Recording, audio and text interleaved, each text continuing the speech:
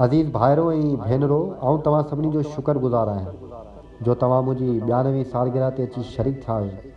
मूंखे उहो अहसासु आहे त अॼु सिंध मुख़्तलिफ़ अंदरूनी ऐं बैरूनी साज़िशनि जी आमाजगाह बणियल आहे ऐं हर का धुर सिंध जे वसीलनि खे फॿाइण ऐं उन जी हालति खे वधीक सकीम बनाइण लाइ सरगर्दा आहे।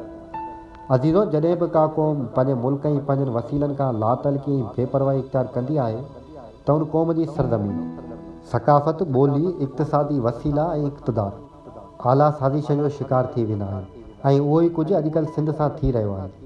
ऐं उमर अज़ीज़ जो तमामु वॾो हिसो सिंधी क़ौम जे वसीलनि ऐं सिंध जे इक़्तिदार आला जे धारियुनि जे कब्ज़े ख़िलाफ़ु विरंदो ऐं फ़ौरन टोलनि जे मकरू इरादनि ऐं साज़िशनि खे नाकाम बनाइण लाइ जदोजहद कंदो आयो आहियां।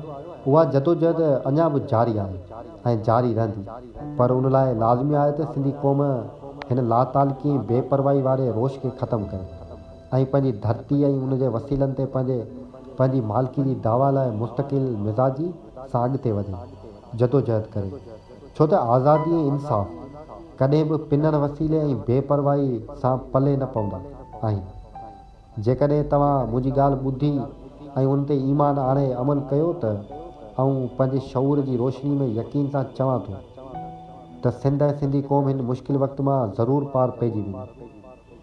अवां मां घणनि पढ़ियो हूंदो त रसूल करीम सल्लल्लाहु अलैहि वसल्लम मके जे पहाड़ ते चढ़ी अरबनि खे इहो चयो त पहाड़ जे हिन तरफ़ वॾो लश्कर आहे, अव्हां खे गिरकाइण लाइ तयारु बीठो आहे। जेकॾहिं तव्हां मुंहिंजी इन ॻाल्हि खे सच सम्झो था त पोइ मुंहिंजी चवण ते हलो, निजात तव्हांजो मुक़दर आहे। ऐं बि अॼु सन जी हिन जाबुर उताई धरती तव्हांखे पुकारियां थो त जेकॾहिं तव्हां ईंदड़ ख़तरनि ऐं तूफ़ाननि जे उन अदराक ऐं अहसास खे पंहिंजे दिलि में ईअं महसूसु कयो जीअं मूं महसूसु कयो ऐं ॾिठो आहे, त पोइ तव्हां कामयाबु ऐं कामरान हूंदा।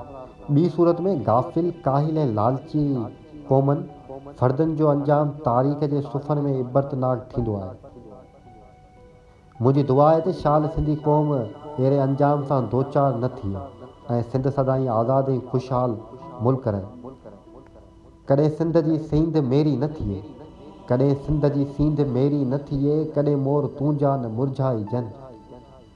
अज़ीज़ो, हीउ डिघो बहस आहे त क़ौमूं कीअं ठहंदियूं ऐं ढहंदियूं आहिनि ऐं नसल कीअं हिक ॿिए में ज़म थींदा वेंदा आहिनि। उन जे बावजूदि आउं हिन मौक़े ते सिंध में मुस्तक़िल आबाद उर्दू ॻाल्हाईंदड़ आबादी खे एतिरो चवंदसि त हीअ धरती मुख़्तलिफ़ मज़हबनि, नज़रियनि ऐं तहज़ीबनि जो ख़ूबसूरत गुलदस्तो रही आहे। कुदरत तव्हांखे पंहिंजी मातृभूमि खां धिकजण खां पोइ हिकु अहिड़ी सरज़मीन जे गोद नसीब कई आहे जेका प्यार, मोहबत, रवादारी ऐं भाईचारे जो मिसाली मर्कज़ रही आहे। उन करे तव्हांखे तारीख़ जे उन सुनहरे मौक़े जो फ़ाइदो वठी हिते जे असलूकनि राहकुनि सां खीर खंड थी हिते जो हिसो थी वञनि घुरिजे। ऐं हिन मौक़े ते GSN जे कारकुननि खे चवणु चाहियां थो त वॾे माण्हू पे लीडरी, खसीस, मफ़ाद परस्ती में गुरूबाज़ी खां बालातर थी सिंध ऐं सिंधी क़ौम जी आज़ादी ऐं भलाई लाइ पाण खे ज़रो बनाए छॾियो। असांजी क़ौमी तहरीक जूं रवायतूं सूफ़ियाना रहियूं आहिनि। असां वटि ताज, तख़्त, लश्कर, सिपाह, दौलत, दबदबे, नुमाइश ऐं ॾेखार जी हैसियत ज़रे बराबरि बि न रही आहे।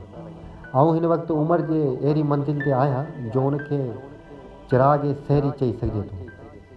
पोइ बि मूं न हिमत हारी आहे, न मुंहिंजे इरादे में का कमी आई आहे ऐं न ई मूं उमेद जो दामन हथ मां छॾियो आहे। मुंहिंजी जदोजहद त जन्मनि जी जदोजहद आहे, जन्मनि ताईं जारी रहंदी। ऐं मूंखे असांजे क़ौमी कारकुन जो हीउ शइ ॾाढो उत्साह ॾियारींदो आहे त वठी हर हर जनम वरबो, वठी हर हर जनम वरबो, मिठा महरान में मिलबो, ख़तमु ऊंदा थी वेंदी, ख़तमु ऊंदा थी वेंदी, चिटी चांडाण में मिलबो। आउं हिकु भेरो वरी अव्हां जो थोरो मञा थो ऐं सिंध जी आज़ादी ऐं ख़ुशहाली जी दुआ करियां थो। ग़ुलाम मुर्तज़ा सैयद।